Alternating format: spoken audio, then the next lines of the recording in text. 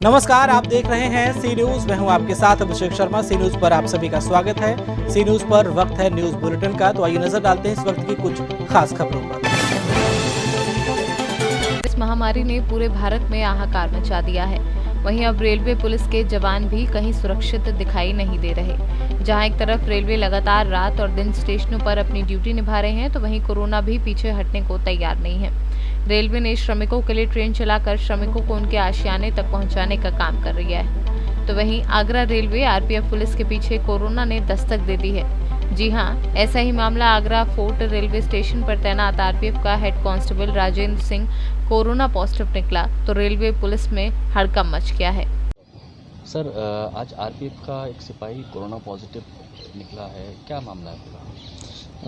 ये आगरा फोर्ट का कांस्टेबल है, राजेंद्र सिंह इनका नाम है, हेड कांस्टेबल है हमारे। 51 साल इनकी उम्र है और 2 दिन पहले इनके बारे में हमें इन्फॉर्मेशन मिला कि इनकी तबीयत थोड़ी ख़राब हो रही है, फीवर के कुछ सिम्टम्स आए हुए हैं। इमीडिएटली हम लोगों ने उनको हॉस्पिटल में एडमिट कराया और उनका कोरोना का टेस्ट लिया गया। कोरोना के टेस्ट में कल इनका रिज़ल्ट आया जिस पे इनका कोरोना पॉजिटिव आया है। हमने उसके बाद फिर इनकी जो कॉन्टेक्ट्स ट्रेस करने की कोशिश की और ये आइडेंटिफाई करने की कोशिश किया कि किस तरह से ये हुआ है। बट यही है कि ये ना तो अभी कहीं बाहर गए हुए हैं, क्योंकि ये स्टेशन की ड्यूटी हमारी अभी जो ड्यूटी लग रही है, आरपीएफ की लगातार ड्यूटी लग रही है, तो पिछले 2 महीने से ये आगरा फोर्ट स्टेशन में ही बंदोबस्त ड्यूटी में डिप्लॉयड थे और जो श्रमिक स्पेशल लगातार गुजर रहे हैं, तो उन श्रमिक स्पेशल्स की ड्यूटी में ही ये लगे हुए थे। तो कल इनका अब आया। इसके बाद एहतियातन हमने अपने इनके साथ, चूँकि ये बैरक में रहते थे, ये अपने घर नहीं जाते थे, इनका घर कानपुर इटावा के बीच में है, तो एहतियातन हमने जितने भी लोग इनके साथ रहते थे बैरक में, इनके कमरे में, इनके साथ जिनके प्राइमरी कांटेक्ट में जो लोग थे, उन सभी को हमने अभी क्वारंटीन कर दिया है। मेडिकल टीम जो डिस्ट्रिक्ट हॉस्पिटल की है, वो उनके द्वारा अभी बाकी जो क्वारंटीन किए गए लोगों का भी टेस्ट लिया जाना है और जैसा भी रिजल्ट रहेगा उसके बाद आगे की कार्रवाई करेंगे। आरपीएफ लगातार श्रमिक स्पेशल ट्रेनें चल रही हैं, उनमें काम भी कर रही है उनके साथ, तो क्या एक्सपेक्ट हो कि आरपीएफ सिपाही भी सुरक्षा से रिलेटेड कुछ किया है? हमने इनके लिए तमाम व्यवस्थाएं कर रखी हैं, जैसे कि हर कांस्टेबल को मास्क दिया गया है और हर कांस्टेबल को ग्लव्स दिए गए हैं, सैनिटाइज़र्स दिए गए हैं उनको पर्याप्त संख्या में, और वो इन चीज़ों का यूज़ भी कर रहे हैं। But it is very unfortunate कि उसके बाद भी मतलब इस तरह के ये कोरोना संक्रमण उनको हो चुका है। तो बट मेरी यही कोशिश है कि अब हमारे एक कांस्टेबल कोरोना पॉजिटिव आए हैं, लेकिन आगे कोशिश रहेगी कि इस तरह से किसी भी दूसरे कांस्टेबल तक ये संक्रमण ना फैल सके, इसीलिए बाकी लोगों को हमने क्वारंटीन कर दिया है और जो बैरक्स हैं, थाना है, उन सभी को सैनिटाइज़ करवाया जा रहा है लगातार। जो हमारे कांस्टेबल्स हैं, उन सभी को हमने उनके इम्यून सिस्टम डेवलप करने के लिए, इम्प्रूव करने के लिए उनको जो आर्सेनिक एल्बम 30 है, इसके अलावा जो लेमन जूस होता है या फिर जो बाकी इम्यून सिस्टम डेवलप करने के लिए जो चीज़ें होती हैं, उन सभी चीज़ों का सेवन करने के लिए लगातार इंस्ट्रक्शंस दिए गए हैं उनको। आगरा से सीनू संवाददाता मोहसिन खान की रिपोर्ट। हाटपिपलिया प्रदेश के पूर्व मंत्री दीपक जोशी ने भेजी दवाई कजलीवन की कुमारी मीना लोधी को इंदौर से बुलवाकर उनके कार्यालय पर भाजपा नेता सुनील पुरोहित, नगर पंचायत की पूर्व उपाध्यक्ष सीमा विनोद जोशी के माध्यम से वितरित की गई। इस दौरान प्रकल्प के जिला संयोजक सुनील पुरोहित ने बताया कि पूर्व मंत्री दीपक जोशी के निर्देशन में विभिन्न स्थानों पर सेवा कार्य किए जा रहे हैं और उसी के चलते कहीं बीमार लोगों को दवाएं तो किसी को राहत सामग्री का वितरण लगातार किया जा रहा है। आपके मंडल में जो सेवा कार्य किए जा रहे हैं उसके बारे में कुछ भारतीय जनता पार्टी के राष्ट्रीय अध्यक्ष जगत प्रसाद जी नड्डा ने 25 मार्च को पूरे भारतीय जनता पार्टी के बूथ स्तर तक के संगठन कार्यकर्ताओं से आग्रह किया था कि सब लोग मिल करके और लॉकडाउन में गरीब मजदूर वर्ग, हितग्राही, जिनको भोजन की आवश्यकता हो, जिनको अन्य दूसरी सहायता की आवश्यकता हो, इनके लिए हम क्या व्यवस्था कर सकते हैं, किस प्रकार कर सकते हैं, इसकी एक रूपरेखा मंडल स्तर से तैयार करवाई थी, बूथ स्तर से तैयार करवाई थी। और ये बात सही है कि हम 25 मार्च से लेकर के आज तक लगातार सेवा कार्य कर रहे हैं। बागली मंडल में भारतीय जनता पार्टी, भारतीय जनता युवा मोर्चा और सारे अनुशासित संगठन, जिसमें मुख्य रूप से मैं धन्यवाद दूंगा नमामि देवी नर्मदे प्रकल्प के जिला संयोजक मेरे मार्गदर्शक बड़े भैया सुनील जी पुरोहित, जिनके मार्गदर्शन में बागली मंडल में सिर्फ चापड़ा नगर ही नहीं, पूरे हाटीपिया और बागली विधानसभा में उनके कार्यकर्ताओं के द्वारा सभी हितग्राहियों को आवश्यक सामग्री उपलब्ध कराई गई। प्रतिदिन इनकी कार्यप्रणाली भी एक विशेष रही, हमको भी सीखने का मौका मिला। इकट्ठा 10 कुंटल गेहूं एकत्रित करके उसको पिसवाया, उसके 2-2, 3-3 किलो के पैकेट बनवाए, उसके साथ में दाल, दूसरा अनाज, प्याज, आलू और तेल के पैकेट, शक्कर, चाय पत्ती, इस प्रकार से 4-4, 5-5 किलो के भोजन के पैकेट बना करके, सूखी सामग्री के पैकेट बना करके प्रतिदिन 10-15 हितग्राहियों को अलग अलग स्थान पर वितरित किए गए। और ये क्रम 25 मार्च से राष्ट्रीय अध्यक्ष जी के आग्रह के तुरंत बाद से आज तक चल रहा है और आवश्यकता पड़ती है तो आगे भी ये क्रम चलता रहेगा। इसके अलावा भी भारतीय जनता पार्टी का प्रत्येक कार्यकर्ता, वो नमामि देवी नर्मदे प्रकल्प का कार्यकर्ता हो, या भारतीय जनता युवा मोर्चा का कार्यकर्ता है, वो पिछड़ा वर्ग का कार्यकर्ता हो, वो अल्पसंख्यक मोर्चे का कार्यकर्ता हो, वो महिला मोर्चा की हमारी महिला नेत्रियां हों, उन्होंने सबने मिल करके और कंधे से कंधा मिला करके गरीब वर्ग को सबका साथ, सबका विकास, सबका विश्वास के मूल मंत्र को आधार मान के और सेवा कार्य किए हैं। बागली नगर में हमारे नगर परिषद के अध्यक्ष, उनकी धर्मपत्नी जी और नगर परिषद की उपाध्यक्ष लक्ष्मी भाभी ने 5000 मास्क अपने हाथों से बनवाए और पूरे नगर में अपने हाथों से बांटे। कर्नावत में भी यही हुआ, चापड़ा में भी यही हुआ, कमलापुर में भी वहाँ की हमारे महिला नेत्रियों ने और युवा मोर्चा के कार्यकर्ताओं ने कार्य किया है। और मैं सबका बहुत बहुत धन्यवाद करता हूँ। सभी कार्यकर्ताओं ने गरीब से गरीब वर्ग के लोगों को अपना समझ करके और उनका सबका सहयोग किया है। मुख्य रूप से प्रवासी मजदूर, जो चूँकि हमारा बागली मंडल जो है बारी नाके से स्टार्ट होकर के धनतलाव घाट तक जाता है, इसकी भौगोलिक स्थिति, तो A59 महाराष्ट्र और गुजरात को जोड़ने वाला ये मुख्य मार्ग है।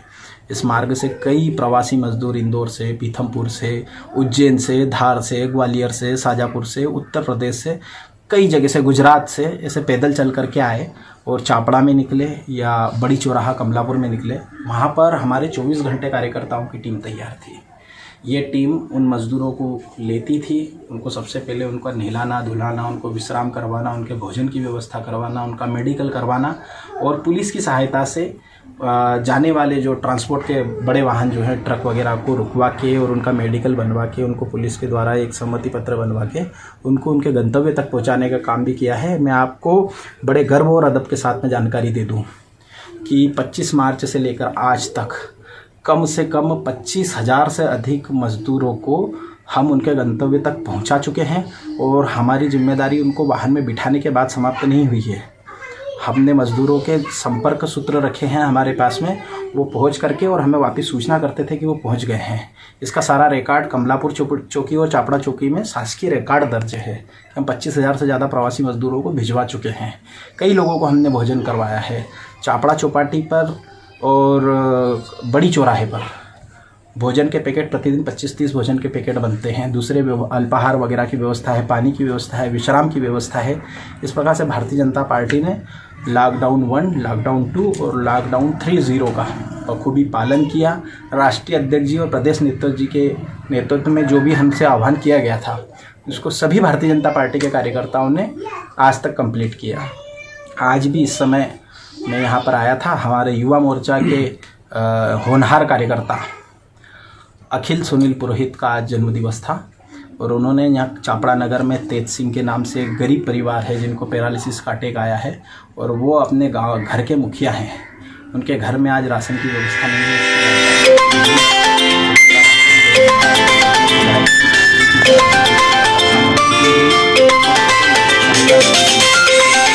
है। सुनील जी का चूँकि लॉकडाउन 4 प्रारंभ हो गया, ये भ्रम में न रहें कि जो दुकानों की छूट मिली है उसमें यह भ्रम न रहे कि बीमारी खत्म हो गई है।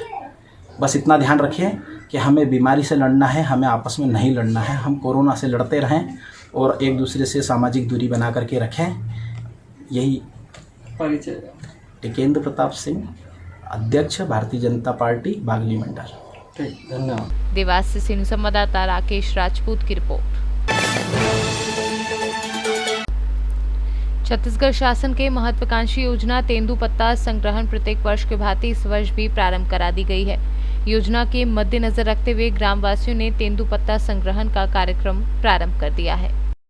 क्या नाम है तुम्हारा? कौन गांव का लगा? तेंदुपत्ता कब से तोड़ा था? बहुत तब से, अरे 20-25 साल होते। क्या भाव मिलते तुमके तेंदुपत्ता तोड़े का? भाई पर साल 400 सैकड़ा देंगे, इन साल का पता है। कितना तेंदुपत्ता तोड़ ले अभी? अभी 20 कम 200। क्या नाम है मुंशी जी आपका? शंकर सिंह। ये तेंदुपत्ता कितने गांव के द्वारा तोड़ा जा रहा है और कितना अब तक टूट चुका है? टूटा तो अभी 60,000 आज का छोड़ के। कौन कौन से गांव के लोग ये तेंदुपत्ता तोड़ रहे हैं? मदनपुर, गदबदी, जलियाडांट, टेंगनी, अमरपुर। ये किस रेट से ये तेंदुपत्ता को बेचा जाता है? 100 गड्डी के 400 तो बता रहे, पर साल टूट रहा। और इस तोड़ा जमा कहाँ किया जाता है इसको? उछिंदर गोदाम में। कोरिया से सीनू संवाददाता मुश्ताक कुरैशी की रिपोर्ट।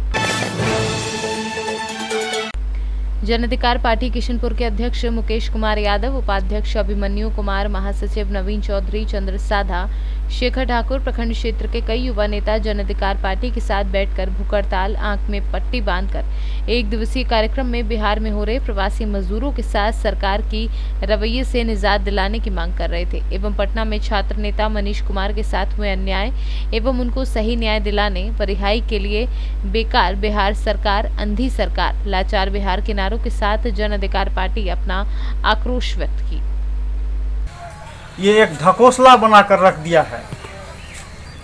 हमारे प्रवासी मजदूर सैकड़ों की संख्या में रोड पर चलते चलते मर रहे हैं वो, और बिहार सरकार कह रही है हम ट्रेन दे रहे हैं। यदि वो ट्रेन दे रहे हैं तो पैदल फिर क्यों आ रहे हैं?